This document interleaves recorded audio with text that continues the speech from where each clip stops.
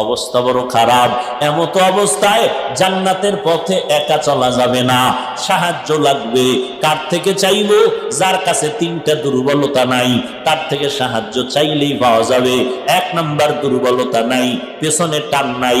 দ্বিতীয় দুর্বলতা কোনো অভাব নাই। তৃতীয় দুর্বলতা কোনো স্বার্থ নাই। অভাব নাই, স্বার্থ নাই, পিছনে টান নাই। এই তিনটা দুর্বলতা যার নাই, তার কাছে সাহায্য চাইলেই পাওয়া যাবে। এবার দেখেন তো, স্বার্থ নাই, অভাব নাই, পিছনে টান নাই, এমন কোন মানুষ এই পৃথিবীতে আসেনি। সব দুনিয়াওয়ালারা, সব দুনিয়ার প্রত্যেকটা মানুষ অভাবে স্বার্থপর।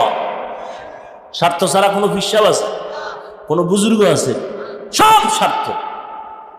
কিছু কিছু ভণ্ড বীর মুরিদেরটা খাইয়া মোটামুটি আটলান্টিক মহাসাগর বানাইছে ফ্যাট।